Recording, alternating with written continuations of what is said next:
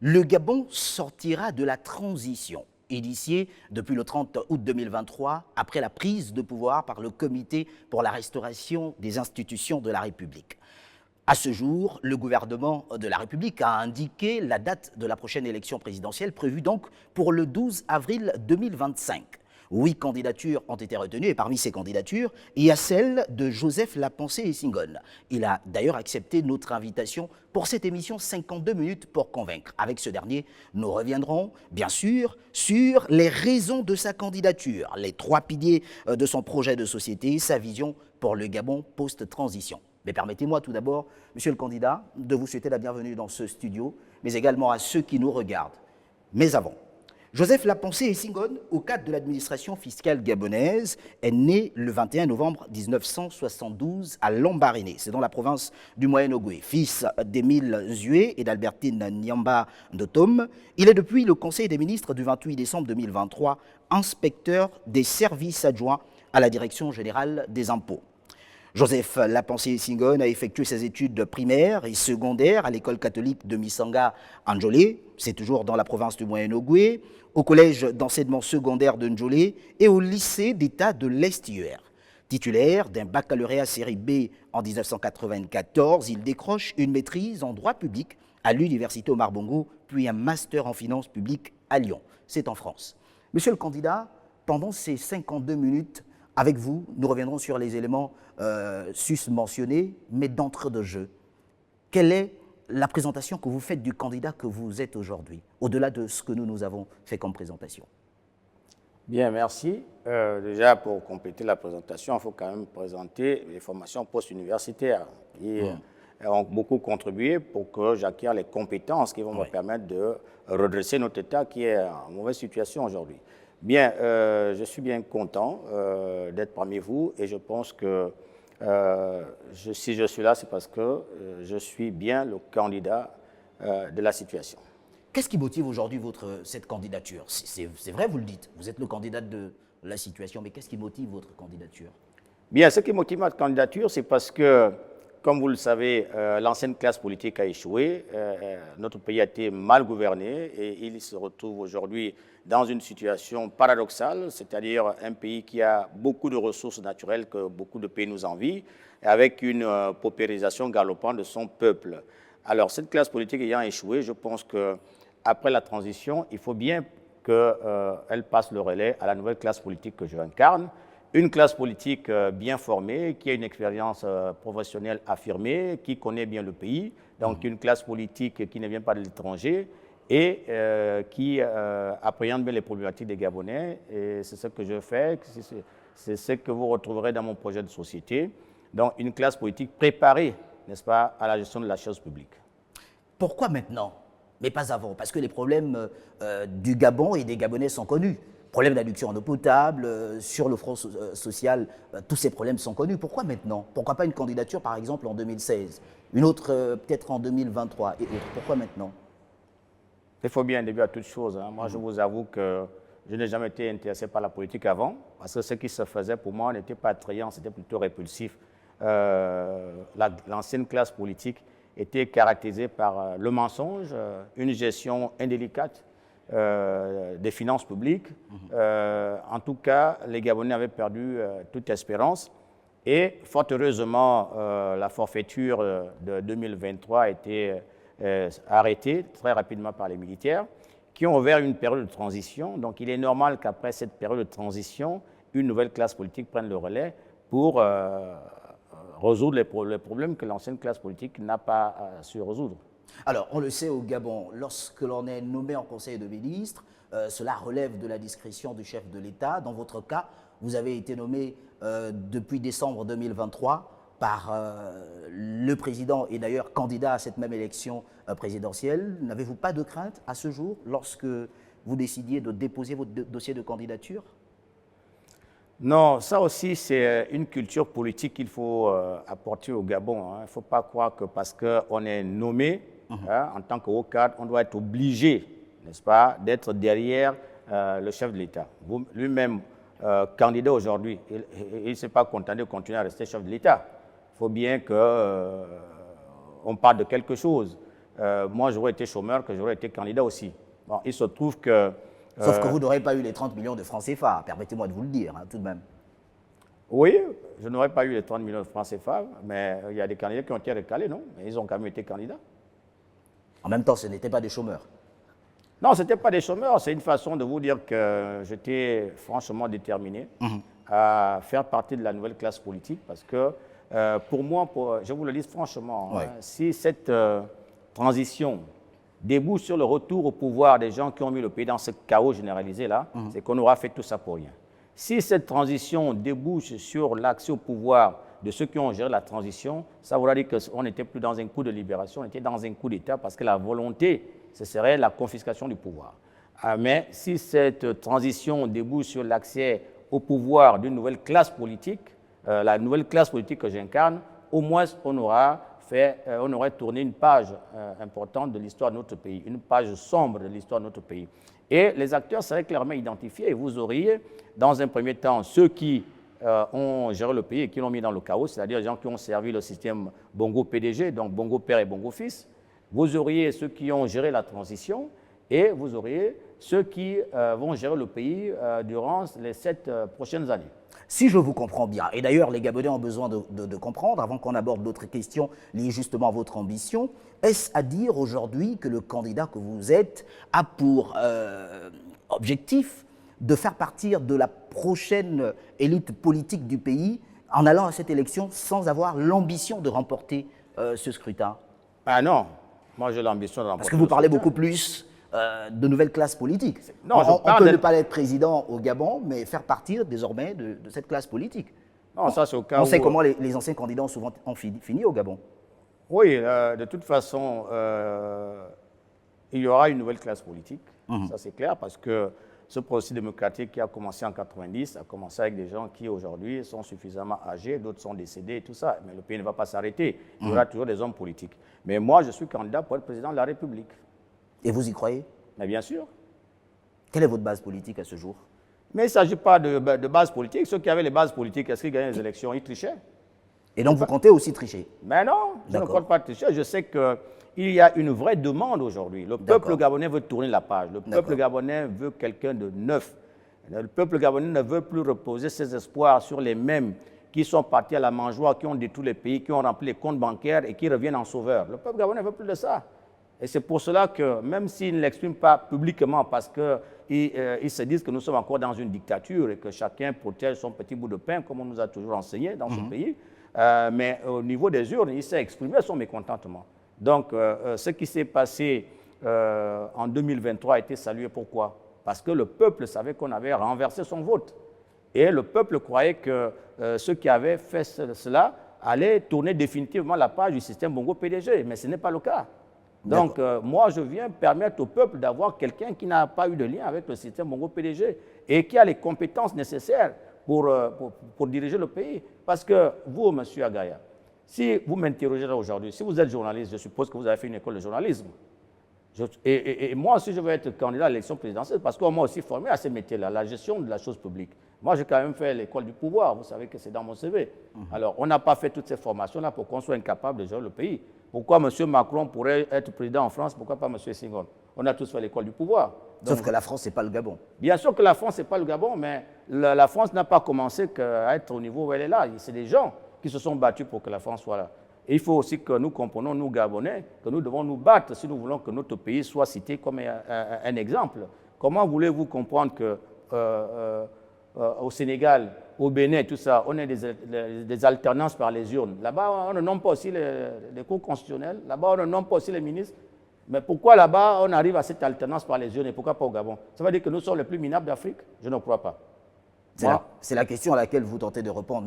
Mais justement, monsieur Lapensé et Senghor, pour d'autres candidats, ils ont dû sillonner l'intérieur du pays, aller rencontrer les populations. Est-ce que ça a été le cas pour vous avant le dépôt de cette candidature? Ou alors vous comptez sur la Providence?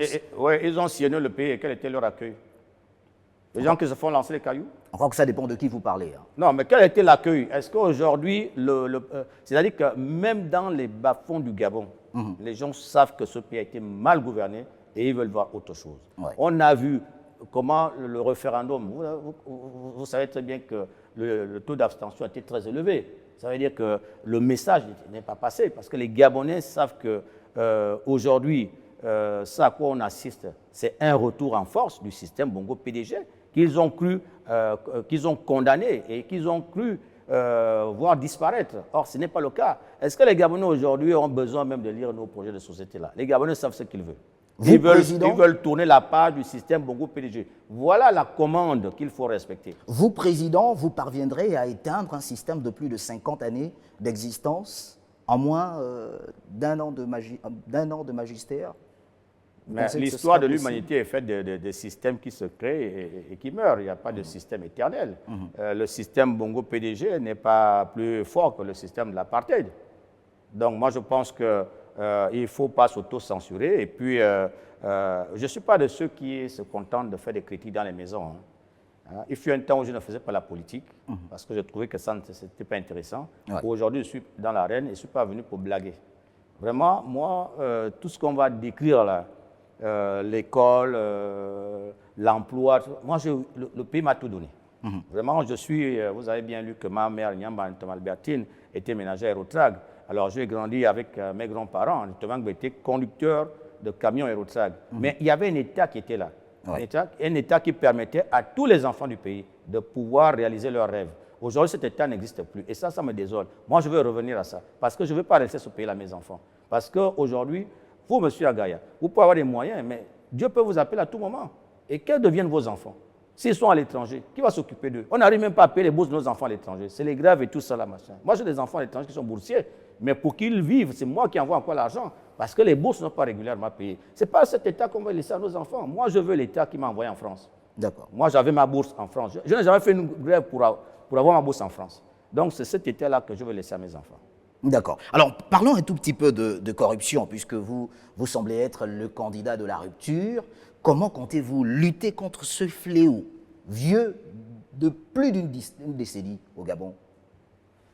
Mais vous savez très bien que ce fléau n'est pas tombé du ciel. On était dans un système où on prenait le mouton brut là où il est attaché. C'est-à-dire qu'il y avait au niveau, la volonté politique de l'époque, c'était pour que les gens soient des voleurs et pour les tenir.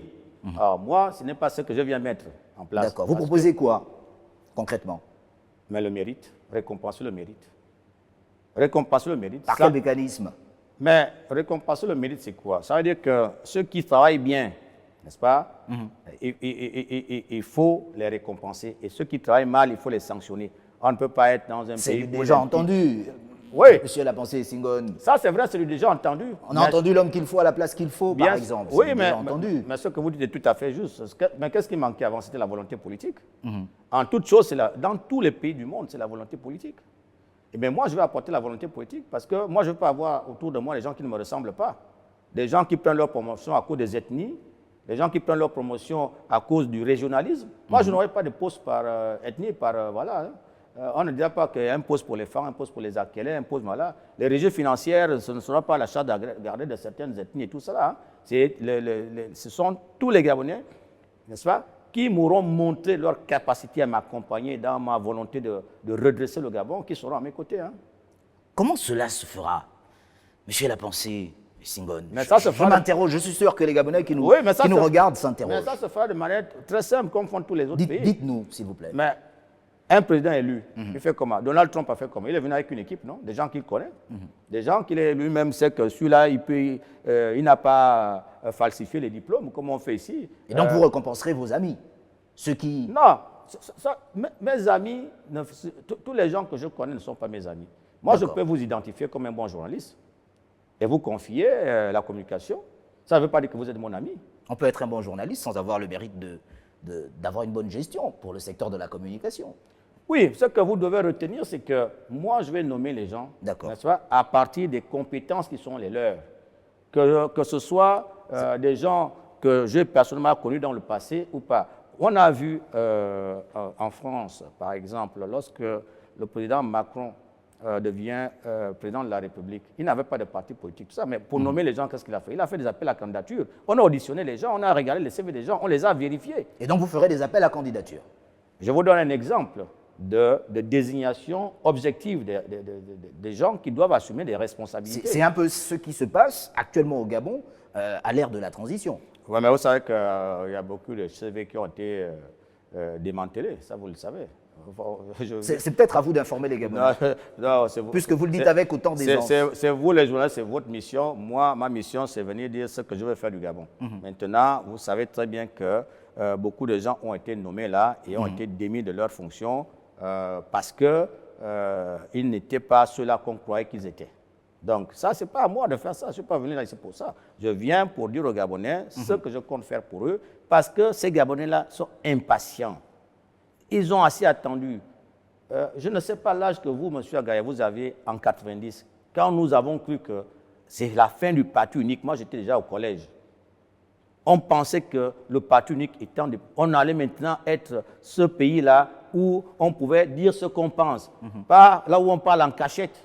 Là où on est capable de dire que oui c'est non et non c'est oui parce que je ne veux pas qu'on sache ce que je pense de telle ou telle chose, parce que mon travail est en jeu, parce que ma famille est en jeu. Non, nous voulons être comme les pays que nous admirons. Voilà, les pays où se cachent aujourd'hui la plupart de nos activistes, parce que là-bas, la critique est tolérée, la liberté d'expression est vérifiée. C'est toutes ces choses-là que je vais amener ici. Moi, je suis pas allé faire les études en Occident, pour que tout ce qu'on m'a enseigné là-bas ne s'applique pas chez moi ici. Moi aussi, je veux être dans un pays où il y a la liberté d'expression. Demain, si je ne suis pas élu par les Gabonais, il faut bien que je retourne dans mon administration comme inspecteur central des impôts. Ça ne devrait pas poser problème.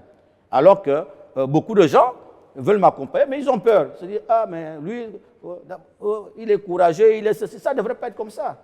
Donc, moi, ce que je vais faire, c'est de m'entourer des gens qui voient la vie comme moi. Comme on dit, qui s'assemblent, se ressemblent. Je ne veux pas faire, je n'ai pas avec moi des incompétents, des menteurs, des gens pour qui seul l'argent compte. Non.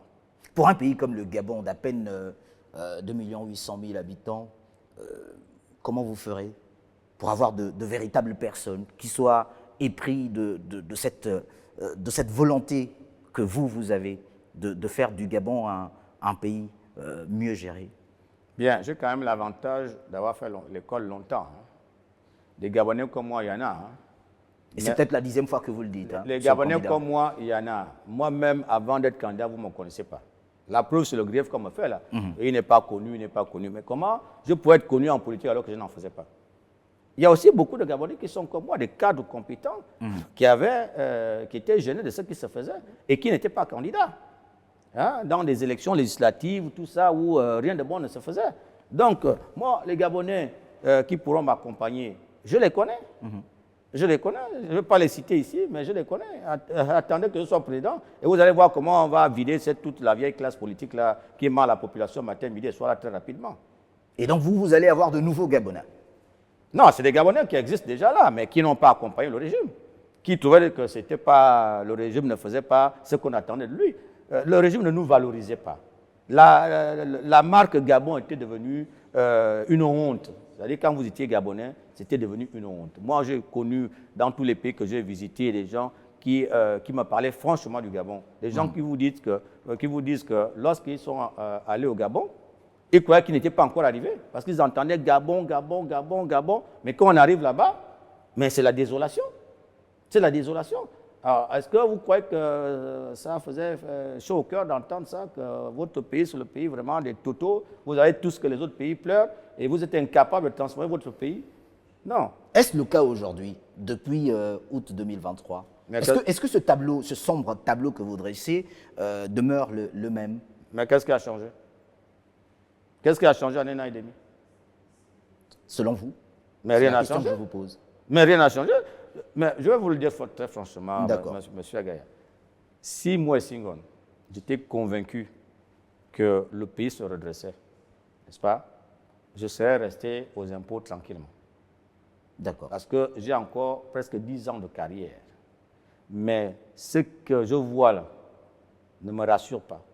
Vous voyez, on a été au nombre des premiers candidats retenus, au nombre des 4 que nous étions. Vous voyez bien que j'étais le seul qui représentait la Nouvelle Espérance. Donc, si je n'étais pas là, supposons qu'on s'arrêtait aux 3 premiers, mais ça veut dire qu'on devait organiser tout ça pour que les mêmes viennent encore diriger le pays. N'est-ce pas une forme de changement, d'une véritable démocratisation du Gabon qui se dessine à l'horizon lorsque votre candidature, vous le dites si bien, être tenue au milieu d'autres cadors politiques avec une expérience que vous, peut-être, vous n'avez pas? Non, je suis d'accord avec vous, contrairement à ceux qui croient que si on est là, c'est parce que c'est le candidat de la transition qui a payé nos cautions, qui a fait que bon, on soit là pour venir faire diversion. Vous, au moins, vous comprenez que il y a une brèche qui s'est ouverte. C'est une question. Hein. Oui, non, dans votre question, il y a des éléments de réponse et c'est une bonne question parce que c'est clair, les Gabonais. Il faut quand même reconnaître qu'il y a une brèche qui est là et il faut qu'on s'engouffre dans cette brèche parce que toutes les évolutions se font comme ça. Moi, je pense que si j'ai pu être candidat, c'est que je peux aussi être président. Donc, je ne peux pas raisonner comme à l'ancienne pour dire que non, tout est pipé, parce qu'on voit les groupes animation ici et là, des associations ici et là, pour fuir, quoi, pour se résigner et pour aller pleurnicher dans les maisons en disant qu'ils ont encore triché, alors qu'on n'a même pas éprouvé le processus. Moi, je suis là pour éprouver le processus, puisque je crois à ma victoire. Donc, je ne peux pas commencer à fuir comme si j'avais déjà vu quel danger devant moi. Non. Pierre Claver Maganga Moussabou, pour ne pas le citer, a été candidat de multiples fois, mais il n'a jamais été président de la République au Gabon. Oui, il n'a jamais été candidat, mais... Président. Il n'a jamais été président, effectivement. Il a toujours été candidat. Moi, je suis de ceux qui, au lycée, quand j'étais au lycée d'État de l'Estuaire, lorsque Maganga Moussa est venu après l'élection de 93 au lycée, j'étais de ceux qui sont allés l'accueillir, l'applaudir, parce qu'il était parmi les plus jeunes. Et ce monsieur-là, qu'on le veut ou pas, était toujours dans l'arène, il venait toujours dans le combat, jusqu'à ce que son âge vienne de l'éliminer là. De toute façon, chacun a son destin. Il n'avait peut-être pas un destin présidentiel, mais il avait le mérite de toujours dire non, parce qu'il aurait pu faire comme les autres, rentrer dans le PDG et puis aller parler du PDG aux Gabonais qui le respectaient. Il n'a jamais fait ça. Bon, chacun a son destin, chacun a son histoire. Il a lutté comme bon nombre, parce qu'il n'est pas le seul à ne pas avoir été président, puisque le régime Bongo PDG confisquait toujours le pouvoir. Maganga n'a jamais battu les Bongos, mais ceux qui battaient les Bongos, c'était le même résultat. Donc, moi, je salue, permettez-moi de saluer cette année, parce que je me souviens encore au grand jury, il fait partie des gens que je suivais avec les Nangema et tout ça, Divungi Diding, et tous ces anciens-là qui sont encore vivants, Mbabe Sol, Divungi Diding et tout ça, vraiment qu'ils reçoivent ici l'expression de ma gratitude. Si je suis candidat aujourd'hui, c'est parce qu'eux, ils ont accepté de commencer ce combat-là en 1993. Et peut-être l'espérance qu'ils vous accompagnent, pourquoi pas, durant cette période électorale? Bien, ce serait bien. Ce serait bien, effectivement, parce que je m'inscris dans le combat qu'ils ont commencé. D'accord. Je ne prétends pas venir commencer un combat, non, mais l'histoire de l'humanité est comme ça. Même dans la Bible, ce n'est pas Moïse qui a commencé à libérer le peuple et qui l'a amené jusqu'à la terre promise. Il y a des relais qui se font. Mais il ne faut pas qu'on soit là à dire que comme je n'ai pas été président, je préfère que ça se gaspille. Non. Non, je crois qu'il y a une solidarité intergénérationnelle parce que la nation gabonaise se compose, si je prends la définition juridique de la nation, surtout la définition, qu'elle soit française ou allemande, la nation se compose des morts, des vivants et de ceux qui ne sont pas encore nés. Donc, nous sommes tous dans une chaîne de solidarité, d'accord? Le Gabon, n'est-ce pas, va rester, nous sommes de passage. Donc, chacun de nous fait ce qu'il peut et ne doit pas s'arroger le monopole de la lutte. Moi aussi, je ferai tout ce que je pourrais, mais si l'âge ne me permet pas d'être président, je vais soutenir ceux qui viendront après moi. D'accord, merci à vous. Je rappelle que vous êtes Joseph Lapensée et Singone, vous êtes candidat indépendant à l'élection présidentielle du 12 avril 2025 au Gabon. En deuxième partie de cette émission, nous aborderons les questions d'éducation, des questions d'économie également, puisque dans votre projet de société, il y a assurément des points qui sont importants pour les Gabonais, parce qu'ils doivent savoir à quel futur président de la République ils auront affaire si au soir du 12 avril, ils ont fait le choix de Joseph Lapensée et Singone. Restez des nôtres, l'émission 52 minutes pour convaincre se poursuit. La suite dans une poignée de secondes. A tout de suite.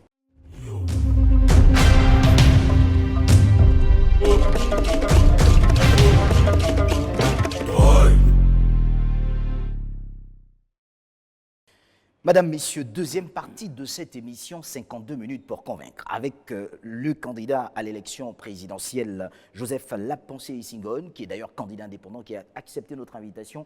Monsieur Joseph Lapensée Senghone, parlons un tout petit peu d'éducation, mais vous me permettrez de vous poser la question. Hein. Connaissez-vous le Gabon profond? Connaissez-vous les 9 provinces du Gabon alors que vous êtes candidat à cette élection du 12 avril prochain? Bien, je ne connais pas les 9 provinces du Gabon. Je connais plusieurs provinces du Gabon, les provinces dans lesquelles j'ai été, parce que mes parents m'y ont amené. Oui. Voilà, moi, je n'ai pas été le type de fonctionnaire qui va dans toutes les provinces, parce que moi, je travaille pour l'administration fiscale et dans toutes les provinces, mais on m'a toujours affecté à Libreville. J'ai fait un tour quand j'étais directeur provincial dans le Goué maritime. Mais professionnellement, j'ai essentiellement travaillé à Libreville. Maintenant, dans le cadre familial, oui, je connais le Wellington, je connais le moyen de Goué chez moi, je connais le Goué maritime. C'est essentiellement ces provinces-là que je connais. J'ai envie de vous rappeler que vous êtes candidat à cette élection présidentielle et donc vous serez le président de tous les Gabonais. En ce qui concerne le système éducatif de ce pays, par exemple, le manque d'infrastructures scolaires se pose avec acuité. Des enseignants sont parfois affectés dans l'arrière-pays sans que des logements décents n'y soient construits.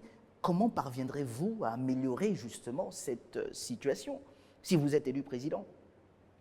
Bien, d'abord, il faut retenir qu'un être humain ne change que les choses qui le choquent. Moi, ce que vous me dites là me choque parce que déjà, lorsque je vais chez moi en Djolé, quand je vais visiter l'école catholique de Missan, qui m'a donné les bases de l'éducation, je suis au regret de constater que les enseignants vivent maintenant dans les salles de classe. Vous voyez à quel niveau on a réduit l'enseignant dans notre pays. Comment on va avoir une élite si les gens qui forment cette élite-là sont clochardisés comme ça. Donc, ça me choque, c'est des choses que je vais changer très rapidement. Moi, quand j'étais enfant, une année scolaire, ce n'était pas 5 mois, ce n'était pas 4 mois, ce n'était pas émaillé de grève d'enseignants et tout ça. Une année scolaire, c'était 9 mois. L'école commençait en septembre, ça finissait en juin. Je vais remettre ça très rapidement en place. Il n'y a pas de raison qu'on attende des grèves des enseignants pour commencer à dire que ces grèves ne sont pas justifiées parce qu'on est en train de traiter leur dossier d'intégration. On n'attend pas les grèves pour traiter les dossiers d'intégration des enseignants.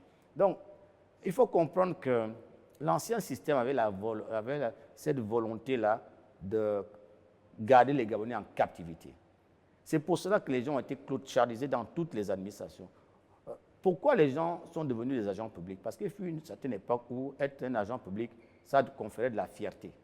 Aujourd'hui, être un agent public, c'est quasiment devenir un clochard. Ne vient aujourd'hui à l'enseignement que celui qui ne peut pas venir aux impôts comme moi ou qui ne peut pas aller à la douane. Alors, ce n'était pas comme ça avant. Les gens choisissaient les carrières par vocation. C'est ça que moi, je veux ramener. Parce que ce qui se fait là, ça n'honore pas le pays. Et il faut arrêter ces choses-là très rapidement.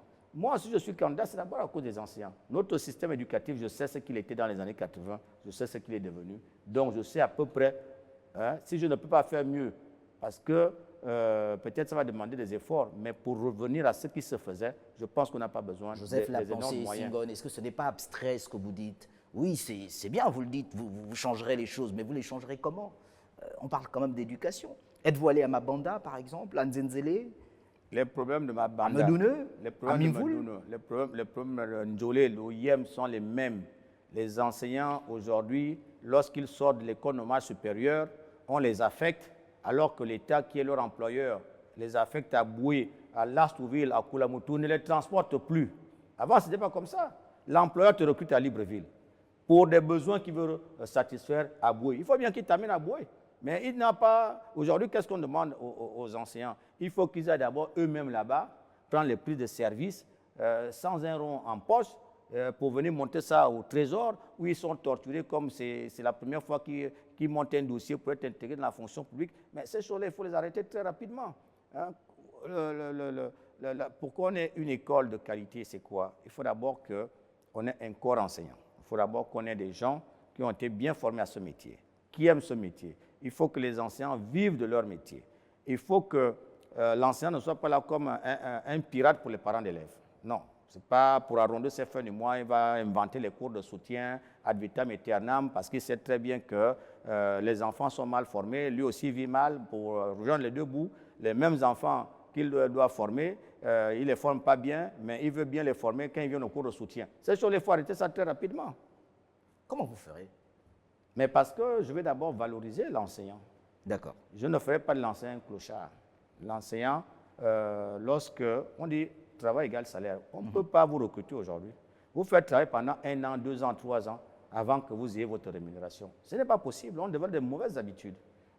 Pourquoi, lorsqu'on a une grève dans le privé là-bas, même les pétroliers qui sont les mieux payés du pays, quand ils ont une grève, quand ils boutent des avantages, l'État va résoudre leurs problèmes là-bas. Mais lui-même, employeur, les agents publics qu'il gère sont dans le chaos, ils ne trouvent pas de solution. Est-ce que c'est sérieux? Est-ce que vous connaissez la masse salariale aujourd'hui de la fonction publique Mais les en tant que chiffres, candidat? Est-ce que vous avez les chiffres? Est-ce que j'ai envie de vous demander où est-ce que vous trouverez les moyens pour apporter toutes les solutions auxquelles vous faites allusion? bon, tout ça, c'est prévu dans mon projet de société. Je ne sais D'accord. pas si j'ai le droit de tout déballer là. Il ne faut pas qu'on m'accuse d'avoir commencé la campagne sur la campagne.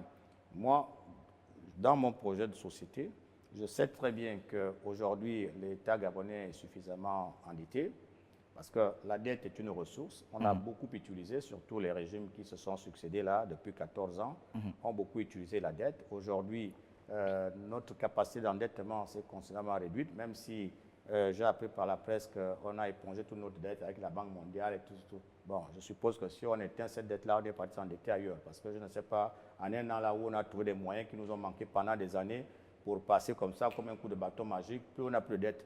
Alors qu'on était incapable de la payer il y a encore 1 an. Hein? Il y a encore 1 an, on allait encore s'endetter. Bon, soit. Mais moi, je ne ferai plus avec la dette. Du moins, la dette ne sera pas ma principale ressource. Je suis fiscaliste, ça ne vous a pas échappé. Donc, on va plus faire ce qu'on appelle en fiscalité, élargir l'assiette de l'impôt. Parce que moi, j'ai quand même été directeur de la législation du contentieux dans ce pays. J'ai lu pas mal de contrats. Je ne suis pas là pour venir travailler des secrets professionnels. Bien sûr. Je suis assermenté, mais devenu président, n'est-ce pas? Je sais les dossiers que je vais traiter en urgence pour créer les recettes additionnelles parce que je sais tous les cadeaux fiscaux qu'on a fait. Vous savez, on était dans une situation où on préférait torturer le petit commerçant, là, le petit type qui a son bar au rond-point de Nzangon, en Kembo et tout ça. Et ceux qui profitent de nos richesses, on leur donne presque tout cadeau. Ce n'est pas normal de faire ça. Il faut rééquilibrer les choses. Si on pouvait le faire hier parce qu'on n'avait pas trop de besoins, ou bien ce qui tombait au niveau de la caisse de l'État était suffisant pour permettre d'assumer un certain nombre de dépenses. Aujourd'hui, il y a de moins en moins de recettes. Voilà. Donc, il faut arrêter quelque chose qui a montré ses limites. D'accord? Ce n'est pas parce qu'on veut attirer les investisseurs qu'on va permettre aux gens de créer, de s'enrichir sur notre territoire en nous donnant une portion congrue de ce qu'ils amassent comme richesse. On ne peut pas nous vendre des taux de croissance. Vous voyez, quand on vous parle d'un taux de croissance qui s'améliore, ça veut dire que la création de richesse s'améliore. Mais cette création de richesse doit se sentir, n'est-ce pas, au niveau des populations par l'amélioration de leur bien-être. Si vous avez un contraste entre l'amélioration de la création de richesse et la paupérisation, c'est qu'il y a quelque chose qui ne va pas. Et ça, c'est des choses que moi, je viendrai résoudre. Si l'on s'en tient à ce que vous venez de donner comme explication sur la base de votre projet de société, pourquoi n'avoir pas fait ces propositions-là, par exemple à la transition, que vous-même vous avez d'ailleurs salué en première partie de cette émission? Mais je vais faire ces propositions en tant que qui n'étais pas le ministre de l'économie. En tant que citoyen gabonais. Ah, mais non, il y avait un ministre de l'économie. Mettez-moi ministre de l'économie. Bon, s'il m'avait mis ministre de l'économie, oui, il aurait fait ça. Vous aurez fait mieux. Ben, bien sûr. Est-ce que votre place ne serait peut-être pas en tant que ministre plutôt que président de la République? Non, parce que vous savez, le problème avec l'administration, moi j'ai été collaborateur longtemps. D'accord. Si celui qui décide en dernier ressort ne sait pas de quoi on parle, même vous, l'expert, on peut vous tourner en ridicule. D'accord. Donc, je sais que, président, je serai plus à l'aise. Parce que personne n'ira dire au président que faire attention avec les Senghor. Il vous tend un piège, il vous crée des grèves, il vous faire ceci, cela. Non, je serai moi-même le président. Et je parlerai, voilà. Moi, je ne serai pas le président qui serait incapable de lire les états financiers des entreprises. Je ne serai pas le président qui serait incapable de lire les contrats. Qu'est-ce que ça veut dire? Qu'est-ce que vous tentez d'expliquer? Ce que je tente d'expliquer, c'est que lorsqu'on est soi-même président de la République, Oui. n'est-ce pas, et qu'on a la volonté politique qui va avec, vous pouvez mieux faire des choses que lorsque vous êtes à un cran inférieur et que pour faire ce que vous voulez faire, vous êtes obligé d'attendre que l'autre exprime sa volonté politique. C'est qu'on vous donne le OK pour faire ça. Vous voyez? De deux choses, de deux positions, mieux vaut avoir la position où on décide en dernier ressort. Et moi, président, je sais déjà les dossiers pour lesquels plus personne ne va me dire que non, non, non, ça c'est un dossier censé, on ne touche pas à ce dossier-là. J'ai envie de vous demander, est-ce à dire que si vous n'êtes pas élu président, ces questions, par exemple, de fiscalité et autres sur le plan économique ne trouveront pas de solution puisque vous avez l'expérience nécessaire et la connaissance nécessaire? Non, si je ne suis pas président, mais je ne vais pas obliger les autres de venir m'écouter. Ils auront peut-être leurs spécialistes qui leur donnent des conseils et autres. Vous avez vu... Sauf que ça ne semble pas marcher depuis le début de la transition, voilà, vous semblez le dire. Mais justement, il y a un exemple. Pourtant, il y a un ministre, il y a eu des ministres, il y a des ministres. Mais je vais vous prendre un exemple concret que vous connaissez, nous tous, nous avons suivi ça par la presse. Alors, le président de la transition convoque les agents de la SCG pour s'expliquer sur des questions de délestage intempestif et tout ça. Et puis, il dit lui-même que je suis venu vous voir. Vous m'avez demandé d'acheter les groupes. Donc, j'ai acheté les groupes. Les groupes sont arrivés, il n'y a personne pour pouvoir les allumer. Mais, vous voyez des situations comme ça? Qui a monté ce dossier-là? Et c'est qui les responsables? On ne nous a pas dit les gens qui ont trompé le président comme ça, là. N'est-ce pas? C'est ça le problème. Lorsque vous devez décider en dernier ressort et que vous validez des choses parce que vous faites confiance à des gens, si vous n'avez pas la capacité de les contrôler, si vous n'avez pas la méthodologie qu'il faut pour éviter qu'on vous fasse signer des faux dossiers, mais ça va arriver, ces choses-là vont continuer. Hein? Vous trouvez ça normal? Mais ces gens-là, c'est qui a été sanctionné? Quels sont ces gens qui ont le courage d'amener le président de la République à acheter des groupes? Donc ça veut dire qu'on a dépensé de l'argent public pour rien. Aujourd'hui, on m'a dit maintenant que c'est des bateaux qu'on paye à des milliards qui nous alimentent le courant. Et je dois vous rappeler que moi, en Yongwe où j'habite, je me lève encore la nuit quand il y a des coupures de courant, parce que ce n'est pas totalement terminé ces histoires de coupures de courant. Donc vous voyez bien que c'est toujours mieux d'avoir un chef d'État qui a cette capacité-là. C'est-à-dire que moi, j'ai été formé à la gestion de l'État, comme on vous a formé au journalisme. Je ne sais pas, lorsque vous avez fait une école d'administration comme moi en France, si j'étais français, donc j'étais formé pour servir n'importe quelle administration, pas seulement l'administration fiscale. Parce que moi, je sers l'administration fiscale parce que j'ai fait l'école des impôts à Clermont-Ferrand. Voilà, c'est l'école des impôts que j'ai d'abord. Mais j'ai renforcé mes compétences. Alors, si je vous parle aujourd'hui que je peux gérer l'État, je ne suis pas sorti d'un jour et puis je suis venu vous dire ça. C'est après une formation avec des compétences requises, tout ça, en ayant travaillé, en ayant été responsabilisé. Ce ne sera pas mon premier poste, ma première fonction. J'ai quand même géré les fonctions sensibles de cet État. J'ai quand même représenté l'État gabonais dans une vingtaine de pays. Donc ce n'est pas... Et durant les 14 dernières années en plus. Non, moi je travaille pour l'administration fiscale depuis Bongo Père, depuis plus de 20 ans. Non, je veux situer les choses dans leur contexte, hein, parce que vous avez beaucoup plus évoqué les 14 dernières années en portant certains griefs. Oui, les 14 dernières années, pour rappeler que finalement, est-ce que le candidat relève des frustrations qui sont nées et qui peuvent se justifier alors que ce dernier a quand même occupé des hautes fonctions dans ce pays? Et que ce qu'il relève aujourd'hui, en tant que haut cadre de l'administration publique, il aurait pu porter justement ses préoccupations à l'attention de ses supérieurs hiérarchiques. Mais que malheureusement, non. Aujourd'hui, il est candidat et il espère avoir le bâton magique pour apporter les solutions nécessaires. Non, déjà, ce qu'il faut comprendre, c'est qu'il n'y a pas de frustration. D'accord. Simplement que lorsque, par exemple, vous savez danser et vous voyez quelqu'un qui n'arrive pas à danser, vous avez envie de lui dire quitte la piste, je vais te montrer comment on danse. Voilà, c'est-à-dire que lorsque vous voyez que ce que vous pouvez faire aisément, l'autre est coincé, mais tu as envie de dire non. C'est comme quand on joue au foot. On parle quand même de la gestion d'un pays. Il ne s'agit pas en toute chose, d'un match de football ou d'une danse. Vous croyez qu'un match de football est plus facile? Il s'agit quand même de la gestion d'un pays. Vous pouvez remplacer au niveau de National Foot. Vous croyez que c'est le foot qui est plus facile? Non, chaque être humain a des talents. C'est-à-dire, nous sommes tous nés avec. Et votre talent à vous, c'est d'être président de la République pour régler les questions économiques du Gabon? Je crois avoir le talent pour, oui. Parce que ça m'amuse de voir comment les gens s'embourbent pour des choses que je peux faire. Ouais.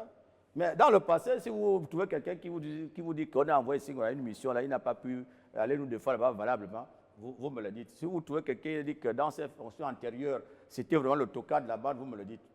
Tous les gens que j'ai accompagnés ont toujours été très contents de ce que j'ai fait comme boulot. Sauf que les 14 dernières années, malheureusement, ça n'a pas marché.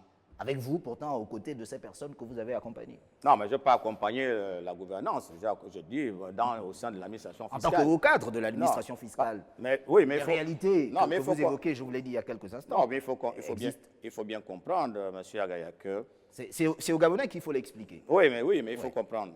J'explique ça aux Gabonais à partir de vos questions. D'accord? Voilà. Donc, ce qu'il faut bien comprendre, c'est que toute autorité administrative agit dans le cadre des compétences qui sont les siennes. C'est-à-dire que si, au niveau de votre poste, n'est-ce pas, vos fonctions, on vous dit vous êtes par exemple directeur provincial des impôts de l'Ogooué maritime, d'accord? Vous avez donc les missions, les collectes de recettes de là-bas. Voilà, aucun ministre ne va vous appeler pour vous demander ce que vous pensez de la politique fiscale du Gabon. Alors, je crois que vous n'avez pas compris la question. D'accord. Je la réitère. Ça peut arriver, rappelez-moi la question. Puisque candidat aujourd'hui, oui. D'accord, vous êtes un citoyen gabonais. Il y a eu le Parlement qui a toujours existé au cours des 14 dernières années. Oui. Vous aurez pu saisir l'Assemblée nationale pour apporter votre expertise sur des questions économiques. Durant la transition, il y a eu un Parlement de transition. Oui. Rien ne vous empêchait de saisir l'Assemblée nationale en tant que citoyen gabonais pour apporter son expertise sur des questions bien précises. Pourquoi cette volonté d'apporter ce changement ne s'est pas exprimée durant ces moments-là, ces deux périodes, et vous pensez qu'elles ne peuvent s'exprimer que quand vous serez président de la République? Est-ce que ce n'est pas de la mauvaise foi à partir de ce moment? C'est là, en réalité, la question que j'allais poser. Bien, je vais vous répondre à partir d'un exemple. D'accord. Pris à l'étranger, hein, notamment en France. Peut-être ça va mettre moins de passion dans cette question. Alors, vous avez François Hollande, qui était brillant au Parti socialiste, mais dont on ne confiait pas d'importantes responsabilités. Il a été longtemps maire de Corrèze, qui est une petite commune de France et tout cela. Et il est maire de Corrèze, pourquoi? Parce que Jacques Chirac, qui était un dinosaure politique, a préféré aller être maire de Paris. Mais quand ce monsieur décide de vouloir être président de la République, mais tout le monde a ri de lui. Qui n'a pas dit qu'il n'avait pas d'expérience gouvernementale? Qui n'a pas dit qu'il n'avait pas la carrure qu'il fallait? Qui n'a pas dit? Mais une fois le ministre Toscane, qui était l'espoir du Parti socialiste, s'est effondré, n'est-ce pas? Mais Hollande est venu, mais il a été président. Et les gens qui disaient qu'il n'avait pas les qualités pour être président venaient maintenant lui demander le poste de ministre. Donc, chacun sait ce qu'il vaut. Et c'est à partir de ce qu'il vaut qu'il dit « je peux faire ceci ». Après, vous soyez... permettez aux maçons d'être jugés au pied du mur. Mais si vous commencez à dire que vous ne pouvez pas, qu'est-ce qui vous permet d'apporter la preuve que je ne peux pas? Moi, je vous dis je peux. Vous n'apportez pas la preuve contraire. Mais pourquoi c'est vous qu'on doit croire et pourquoi pas moi? Moi, j'ai fait mes preuves dans toutes les fonctions qu'on m'a confiées jusqu'à présent. Voilà, donc je ne suis pas un incapable, quelqu'un qui va dire que non, même pour les fonctions inférieures, il a échoué, et c'est la fonction suprême, c'est là-bas il va aller réussir. Mais je ne fais pas partie de ces Gabonais-là. D'accord. Alors, comment sortir le Gabon de sa dépendance à l'or noir, par exemple, si vous êtes élu président de la République, en l'état actuel des choses? Déjà, l'or noir, c'est une chance pour nous. Ce n'est pas quelque chose dont il faut s'en débattre. On a l'or noir, c'est ce que beaucoup de gens cherchent. Donc, le pétrole, quand un pays l'a trouvé, surtout nos pays sous-développés, là, les pays en voie de développement, c'est déjà une chance. Bon, avant de dire qu'on sort de la dépendance du pétrole, comment on gère d'abord les recettes pétrolières? Est-ce que vous croyez que celui qui habite au Yankat, il est fier d'être né dans un pays pétrolier? Celui qui est à Boué là-bas, je suis sûr qu'il vit mieux que celui qui est au Burkina. Est-ce qu'on peut sentir que celui qui est à Mabanda là-bas, il vit dans un pays pétrolier? Avant de dire sortir de la dépendance, Et nous sommes d'abord combien? Vous avez besoin de combien de richesses pour vous occuper de 2 millions d'habitants? Mais 2 millions d'habitants, ce n'est même pas la moitié de la population de Douala. Et vous vous lancez déjà dans des grands débats. Il ne faut pas prendre les débats parce que ces débats sont valables pour les autres. Au niveau du Gabon d'abord, est-ce que nous avons besoin même de toutes nos richesses là pour vivre? Non, on les exploite là pour les autres.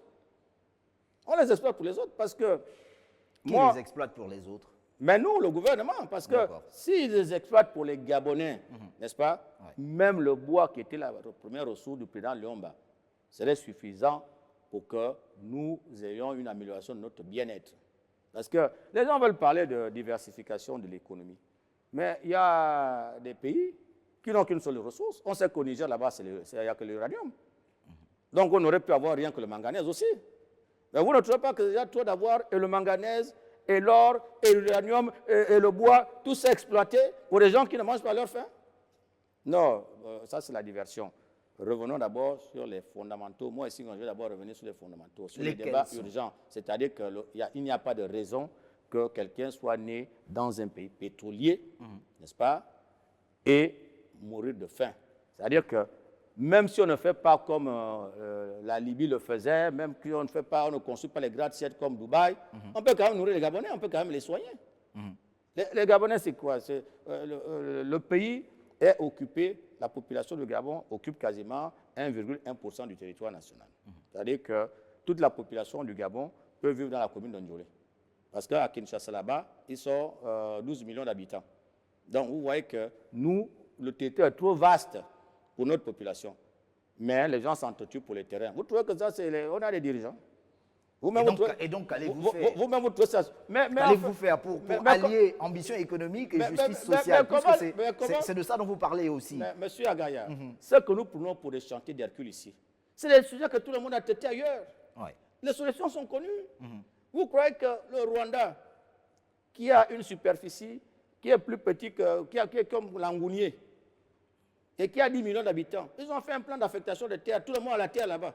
Ici, les familles se détruisent pour le lopin de terre que le père a laissé ou le grand-père a laissé. Alors que quand vous parcourez le Gabon, vous le voyez, la forêt à perte de vue. À perte de vue. Et donc, qu'allez-vous faire? Distribuer des parcelles de terre aux Gabonais ou alors rendre l'accessibilité à une parcelle de terre? Mais comment je peux ne pas... Comment je peux laisser des familles s'entretuer pour quelque chose qu'on a en abondance? C'est un non-sens. Moi, je ne suis pas le président des non-sens. Pour moi, je ne peux pas admettre que mes frères de Ndiolé s'entretuent alors qu'il y a toute une rive qui est inoccupée, la rive qui est occupée, je crois que vous avez passé par Ndiolé. Dieu nous a bénis. Bien sûr. Mais comment on peut s'entretuer? Comment les familles peuvent s'entretuer? Même les problèmes sont les mêmes à Mouila là-bas. Moi, j'ai des amis qui règlent ces problèmes-là. Oh, c'était le terrain que les parents ont laissé. Est-ce que c'est le terrain qui nous manque? Je vous ai pris le Rwanda et cité en Afrique comme un exemple. Le Rwanda, je vous ai dit que je ne prends même pas le Goué-Vindo, qui est la plus grande province du Gabon. Il y a 5 provinces du Gabon qui ont une superficie plus importante que celle du Rwanda. Ils ont une population qui est presque 10 fois plus que la nôtre. Mais là-bas, tout le monde a le terrain. Ici au Gabon, même un Camerounais qui est venu hier, c'est lui qui vient vous vendre le terrain. On ne sait même pas comment acquérir des parcelles. Moi-même qui vous parle, je n'ai même pas de terrain. J'ai tout fait. Moi-même qui vous parle, j'ai tout fait. Quand j'étais directeur de la législation du contentieux, ce n'est pas un secret que je trahis. On va y aller au pas de course. Voilà. Ce n'est pas un secret que je trahis. Quand j'étais directeur de la législation du contentieux, sur les questions, les questions de fiscalité foncière, mais moi j'entends les députés dire que non, on ne peut pas payer ces impôts-là, parce que c'est nous-mêmes qui avons créé les routes. C'est nous-mêmes qui avons amené les machines. Dans l'État, nous connaissons pour venir payer les impôts. Et l'État ne fait rien pour nous. C'est chacun qui crée sa route, c'est chacun qui crée. On nous a entendus avec, à l'époque, celui qui était directeur à l'ANUTTC. Mais qu'est-ce qui a changé? Qu'est-ce qui a changé? Et depuis la transition, par exemple, qu'est-ce qui a changé sur ces questions-là? Mais la transition se comporte comme le régime PDG l'a toujours fait. Est-ce qu'il y a une différence entre la transition et le régime Bongo-PDG? C'est les mêmes qui sont aux commandes.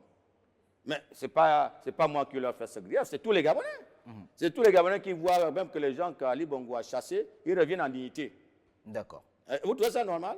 C'est la question. Quelles sont les preuves? Est-ce que vous qui êtes de la presse, vous pouvez nous sortir aujourd'hui les preuves que ces gens-là, s'ils sont revenus, on les a fait revenir de France pour être rétablis en dignité, c'est qu'ils avaient bien construit des écoles, quand ils étaient des ministres, ils avaient bien construit des routes, ils ont fait quoi? C'est certainement le débat que vous aurez pendant la période électorale. J'ai envie de vous poser une dernière question tout de même, parce que de nombreux candidats au Gabon se sont souvent prononcés à l'approche des élections. D'aucuns ont même versé ces cautions hein, en millions de francs CFA. Pour le cas du 12 avril prochain, on parle de 30 millions de francs CFA. Ouais. Est-ce que Joseph Lapensée et Senghor ne finira pas par allier un autre candidat lorsqu'il se rendra compte que derrière lui, il n'y a presque même pas la moitié de la ville de Ndjolé? Moi, je suis là pour montrer aux Gabonais que d'autres Gabonais existent. Ah, maintenant, si les Gabonais, si vous prenez les Gabonais pour un peuple maudit, qui ne sait pas faire le choix de son avenir, qui va confier son avenir aux gens qui l'ont torturé hier. Mais les Gabonais prenons leurs responsabilités. Mais moi, je suis qu'on j'irai jusqu'au bout. Même si vous êtes vous, le seul monsieur Agaï, avec moi, on ira à deux jusqu'au bout. Parce que je n'ai pas l'intention d'être président de la République. Non, mais bon, je comprends. Voilà. Donc, non, moi, je ne vais pas soutenir X, Y, Z. D'accord. Je suis venu parce que je suis le candidat de la Nouvelle Espérance. Et ceux qui disent que votre candidature est une candidature du palais, qu'en pensez-vous? Mais qu'ils apportent la preuve. D'accord. Le palais est là, non? Qu'ils apportent la preuve. Vous croyez que pour moi, c'est facile de faire ce que je fais là? Si je cherche l'argent, si je cherche à me rapprocher du palais, mais je rentre au Ousmane, je suis fan, non? Encore que... Je rentre au Ousmane et puis j'applaudis tous les jours, et puis je dis qu'il fait des merveilles, et puis c'est facile à dire que de venir trouver des arguments scientifiques, politiques, tout ce qu'on fait là, c'est plus compliqué. Je porte un t-shirt et puis je dis oui, c'est l'homme, voilà, et le discours est tout trouvé. C'est celui qui a enlevé les bongos, mais alors que les bongos sont toujours là. Celui qui a enlevé le PDG alors que le PDG est toujours là. Nous retiendrons cela comme votre mot de la fin. Je rappelle que vous êtes Joseph Lapensée Senghor, candidat à l'élection présidentielle du 12 avril prochain au Gabon, en vous souhaitant d'ores et déjà bonne chance pour la période de campagne qui s'ouvrira le 29 mars prochain. On espère pouvoir vous retrouver sur les plateaux de télévision pour davantage expliquer aux Gabonais votre ambition pour ce pays qui vous est très cher d'ailleurs. Merci également à vous qui nous avez suivis. N'oubliez pas l'émission 52 minutes pour convaincre, c'est sur Gabon 24. Au revoir.